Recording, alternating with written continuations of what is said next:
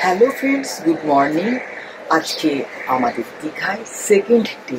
তো সকাল সকাল হোটেলের বারান্দা থেকে আমি আজকের ব্লগটা শুরু করলাম। অনেক কষ্ট করে ওই বোল্ডারগুলো আছে, ওই বোল্ডারগুলো হাঁটতে আস্তে আস্তে করে পা দিয়ে তারপরে নিচে এলাম। খুব ভালো লাগছে, নেমে তো প্রচন্ড ভালো লাগছে। উঠবো কি করে জানি না, এখন দারুণ এনজয় লাগছে। আসেনি, আমরা দুজন ভূতের মতন করে বেড়াচ্ছি। একদম কেউ আসেনি বলুন, আপু এলো না, অমিক এলো না, কেউ আসেনি। আমিও সাহস করে নেমে পড়লাম। হ্যাঁ, আমি বললাম মা চলুন, যাবেন? মা বললো যে হ্যাঁ যাবো, চেষ্টা করে দেখি। কিন্তু এখন দেখলাম জলের স্রোতটা অনেক কম, ফাঁকা চলছে তো। এই যে আস্তে আস্তে ঢেউটা দেখো, এই যে দেখাচ্ছি, দাঁড়া।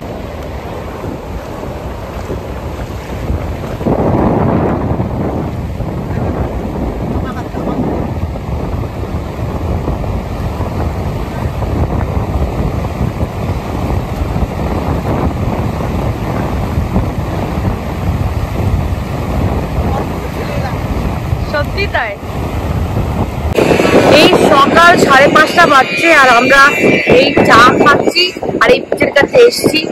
সকালবেলায় দীঘা একটা আলাদা রূপ নিয়ে আসে, দারুণ। আর আজকে 4:30টার সময় যখন আমি ফজরের নামাজ পড়তে উঠি তখন দেখছি বৃষ্টি পড়ছে, মানে ঝমঝমে বৃষ্টি পড়ছে।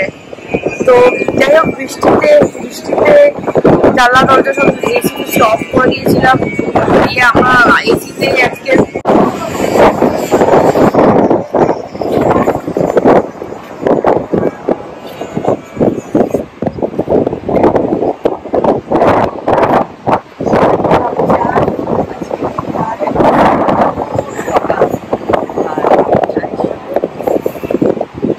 দারুণ হাওয়া। বলুন, মানে এত হাওয়া যে ফোনটা নড়ে যাচ্ছে, এতই হাওয়া।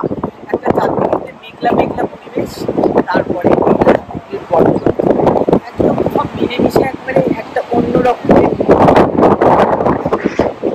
আজকে ওয়েদারটা দারুণ।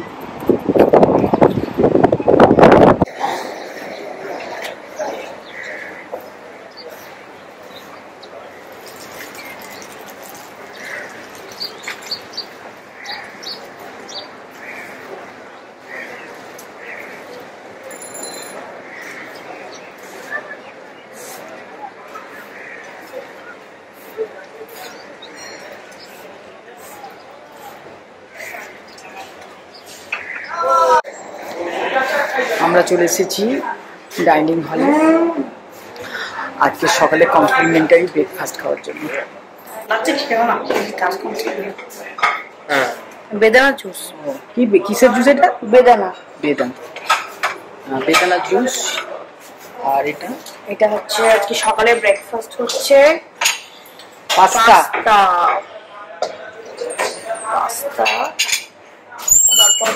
পোহা আমাদের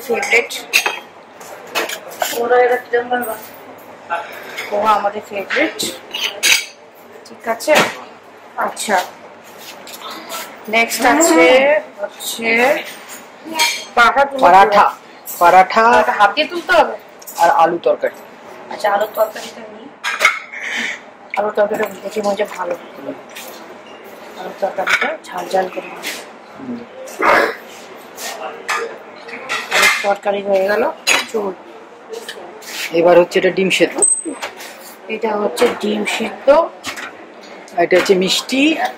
আর এখানে আছে কর্নফ্লেক্স। আর এখানে জ্যাম, জেলি, স্যান্ডউইচ, পাউরুটি সব আছে।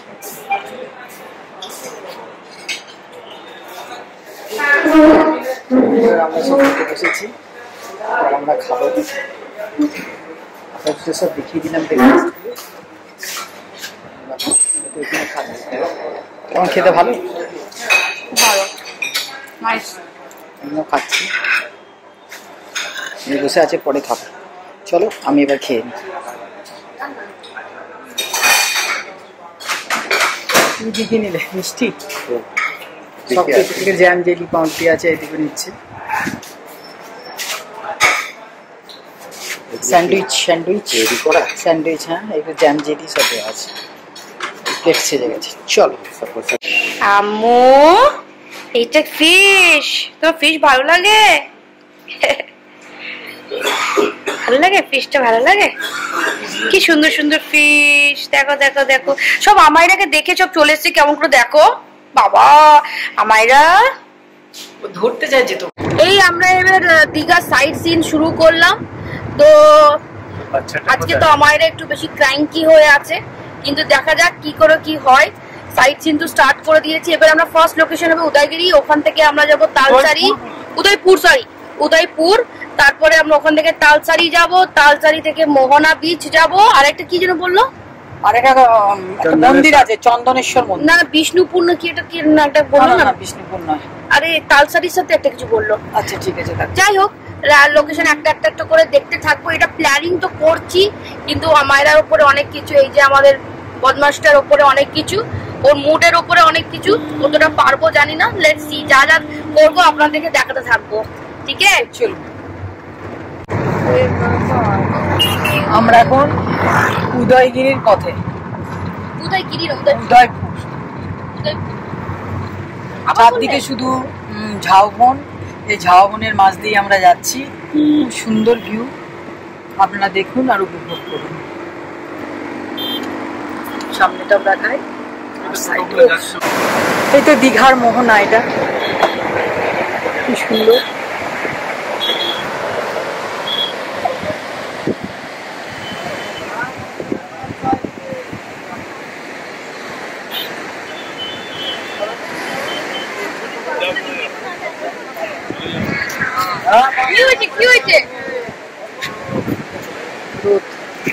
কি হলো কি হলো কি হলো কি হলো কি হলো? জল আছে এরকম ডাব একটা কাটো, ভালো দেখে গরম ভালো করে দাও। এটা কোথায় এলাম আমরা? আমরা মোহনা বিচ এসছি, কিন্তু এখনো স্পটে যেতে পারিনি, চা খাচ্ছি, আস্তে আস্তে স্পটে যাবো।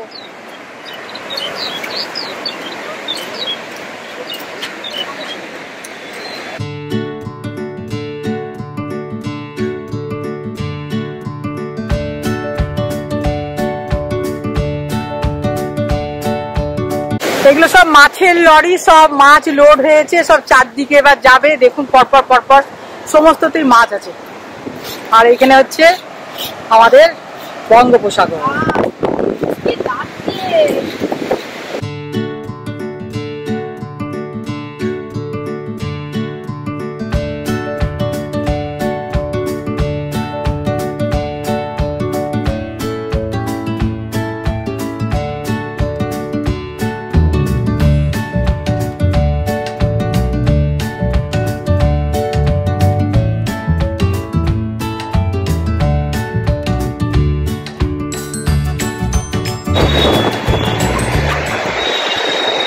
আজকে মানে আমরা গেছিলাম উদয়পুর, সেই উদয়পুরে যে জাস্ট গাড়ি থেকে নামবো সেই সময় বৃষ্টি স্টার্ট।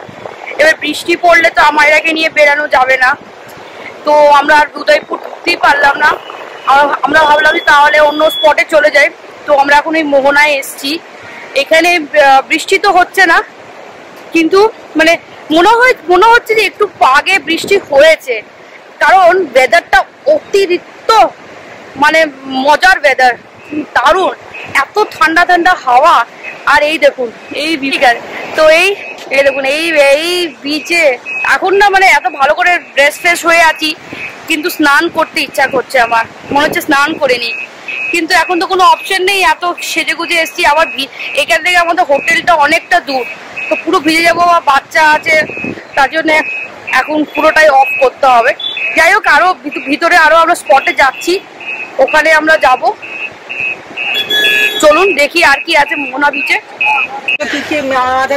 চিংড়ি চিংড়ি চিংড়ি চিংড়ি পমফ্রেটের কিছু আছে, পমফ্রেটের সব শুকটি। আচ্ছা তেল তাবড়া কিছু নেই? তেল তাবড়া কোনটা? ও তেল তাবড়া মানে তেল মিশানো। কোনটা ইলিশ? এটা ইলিশ মাছের শুটকি। এটা ইলিশ মাছের শুটকি। এটা কি? এটা তেল তাবড়া। তেল তাবড়া কি? তেল তাবড়া মাছের শুটকি। আর এই পমফ্রেট কে খায়? পমফ্রেট মাছের শুটকি। এই কি নুন দিয়ে দেওয়া আছে নাকি? এটা ভেটকি আছে, এটা পমফ্রেট কাটা আছে, এটা চিংড়ি। এটা কি? এটা কোনো মাছ হবে না, এটা হচ্ছে ভেটকি। আর ওইটা ইলিশের গোটা, এটা ইলিশের কাটা। আচ্ছা এগুলো ভাই এখান থেকে নিয়ে গেলে আজকে ধর যাবো আমি, কদিনের মধ্যে এটা রাখা যাবে? 1 বছর থাকবে। 1 বছর না না, গন্ধ হয়ে যদি গন্ধটা বেরোয় না সেটাই বলছি। 1 বছর রাখা যাবে? সাইডে যাচ্ছে মাল, কি করে না না, আমরা নিয়ে যাবো তো গাড়ি বন্ধ হবে না। ইলিশের ডিম পাবেন। ইলিশের ডিম কোনটা? এটা? ও এটা হচ্ছে ইলিশের ডিম। আচ্ছা আচ্ছা, তেলটা আপনার এটা নাকি? আর বিমলা? বিমলা বিমলা কত করে? 55 টাকা সহ, 60 টাকা সহ। আর এটা কি? এটা দেখতে কি বাজে লাগছে? তরোয়াল। তরোয়াল? আচ্ছা ইলিশ ভাই শুটকি কত কিরকম আছে? 750 টাকা কেজি। 750 ইলিশ? কেজি। আর পমফ্রেট 45 টাকা সহ, 450 টাকা কেজি। ইলিশ বাবা, এত বড় ইলিশ না, অন্য টাইপের ইলিশ একদম। কত করে? 900 টাকা কিলো। ইলিশ তো সমুদ্রে হয়। আর বড়গুলো কত করে ভাই? বড় আছে না ভাই, ওই আছে তোমার 1100 টাকা আছে, 1050 টাকা মাছ। ইলিশ চিংড়ি খাবেন? খাবেন আপনি? আপনাকে বলি এখনই রান্না করে খেয়ে নেবেন মালাই চিংড়ি। বা এখানে সব বরফ দিয়ে রাখা হচ্ছে ইলিশগুলো। আর এই কাঁকড়া সব রান্না করতে গেলে কদিনের মধ্যে রান্না করতে হবে? আমরা তো কলকাতা যাব কালকে, তা কি করা যাবে সেটা? প্যাকিং করে নিয়ে যাবে। কতদিন থাকবে? কতদিন থাকবে? 3 দিন। 3 days। ইলিশ খাও, পমফ্রেট খাও। ইলিশ কত বলছে? ইলিশ আছে 1100 টাকা আছে, 1400 আছে, 900 টাকা আছে। না না, ইলিশ না, সরি পমফ্রেট গুলো বড় বড় বাবা। কত করে? 750 টাকা, 650 টাকা, 550 টাকা। মাছের ভ্যারাইটি। এইটা কি বড় মাছ? Lobster, lobster. এটা হচ্ছে লবস্টার। ওই বড় মাছটা কি মা?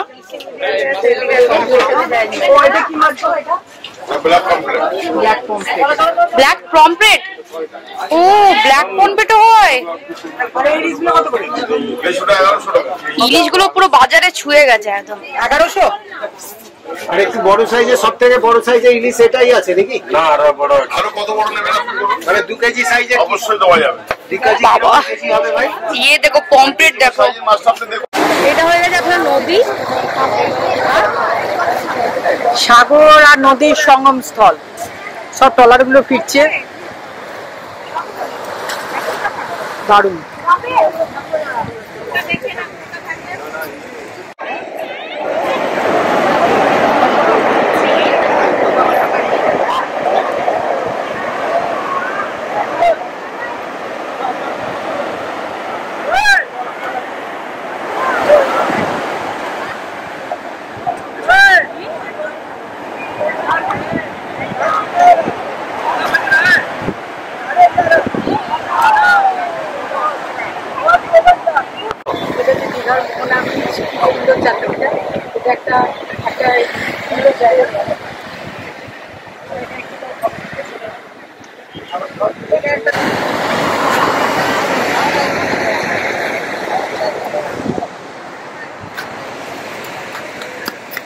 দীঘার সৈকতাবাস, এখানে আগে এসে সবাই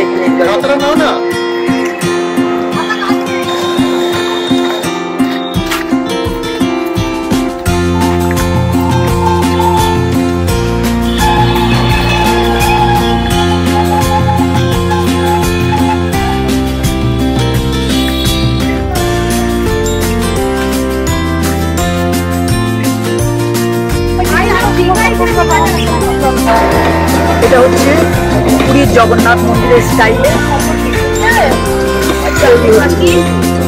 এটা কোনারক মন্দির নাকি তো?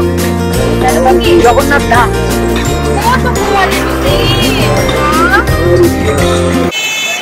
আমরা এখন দুপুরে লাঞ্চ করবার জন্য চলে এলাম পারফেক্ট রেস্টুরেন্টে, দীঘা। এটা হচ্ছে ওল্ড দীঘার রেস্টুরেন্ট।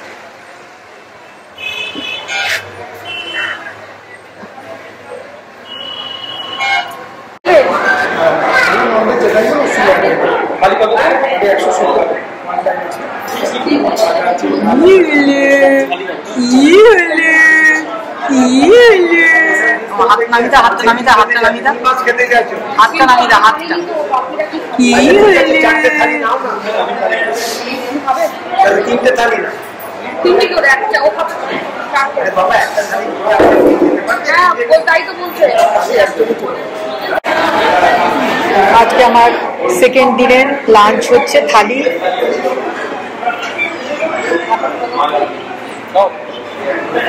আরেকটা থালি থেকে নিয়ে দেবো। না না হাফ তো রাইস বলেছিস আবার তো দিদা খাবার যে দরকার রাইস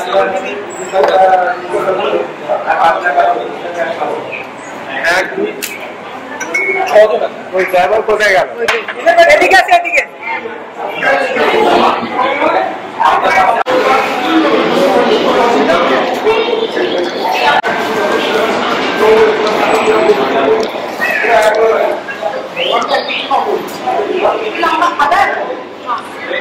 এই আমরা এখন ওই হোটেলের ছাদে এসেছি।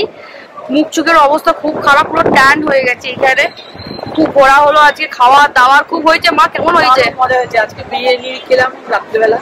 এখানটা বেশ কিসের বিরিয়ানি? হাজির বিরিয়ানি। হাজির বিরিয়ানি বেশ ভালো, লাইট তো বিরিয়ানি। মানে প্রত্যেকদিন ওই ডাল ভাত মাছ ফিশ এগুলো তো খাচ্ছিলাম, সবজি এগুলো খেয়ে যাচ্ছিলাম। তো ভালো যে আজকে লাস্ট ডে, লাস্ট ডিনার, তো মানে দীঘাতে লাস্ট ডিনার, তো আমরা বিরিয়ানি খেয়ে নিই। তো বেশ ভালো হবে না কিরকম হবে? দীঘার আবার বিরিয়ানি ভালো হবে না? বেশ ভালো, বেশ ভালোই ছিল। আর দেখুন আমরা এখন টেরেসে, এত সুন্দর হাওয়া। একটু বৃষ্টি হয়েছিল এখানে বলে মানে পুরো মানে ওয়েদারটা পুরো ঠান্ডা ঠান্ডা হয়ে গেছে। আর আপনার থেকে এখন দেখাচ্ছি যে কিরকম লাগছে, মানে একদম টেরেস থেকে পুরো নিউ দীঘাটা কিরকম লাগছে সেটা দেখাচ্ছি। এই যে এইটা হচ্ছে নিউ দীঘা, আর ওই যে আমাদের সাগর, মহাসাগর, বে অফ বেঙ্গল।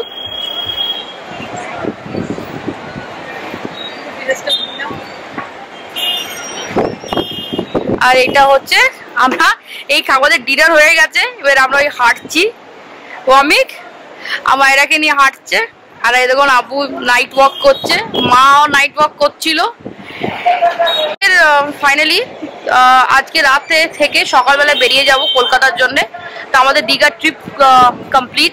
শর্ট ট্রিপ করেছিলাম বিকজ বাচ্চা নিয়ে তো বেশি ঘোরাঘুরি করাটা খুব ডিফিকাল্টই হয়েছিল। অনেক সময় মানে আমায়রা প্রচণ্ড ক্র্যাঙ্কি হয়ে যাচ্ছে, ফাঁসি হয়ে যাচ্ছে, তোকে নিয়ে খুব একটা বেশি জায়গা আমরা এক্সপ্লোর করতে পারিনি। আমরা ভেবেছিলাম অনেক জায়গা যাব, কিন্তু অনেক জায়গা যেতে পারিনি বাচ্চার জন্যে। তো যাই হোক শর্ট ট্রিপ খুব রিল্যাক্স করলাম। আমি প্রায় দেড় দু বছর পর বেরিয়েছি, মানে একদম প্রেগনেন্সির জন্য বিজি ছিলাম, তারপরে বেবি হলো, বেবির জন্য অনেকদিন বেরাতে, প্রায় 3-4 মাস বেরাতে পারিনি। তো ফাইন, তার জন্য আমার জন্য তো এটা মানে মাস্ট একটা ট্রিপ হয়ে গেল। রিল্যাক্সেশন, পুরো রিল্যাক্স করেছি, মানে আমি খুব কমই করেছি, আমি বেশিরভাগ রিল্যাক্সই করেছি এখানে এসে। তো খুব শর্ট ট্রিপটা খুব ভালো গেল আমাদের। তো আজকে ব্লগটাকে এখানে এন্ড করছি। নতুন নতুন ব্লগস আনবো, এবার আস্তে আস্তে আমি নিজেকেও ফ্রি করার চেষ্টা করছি। তো ব্লগস আসবে আস্তে আস্তে। এবার দেখুন আমাদের চ্যানেলে, যদি ভিডিওটা ভালো লেগে থাকে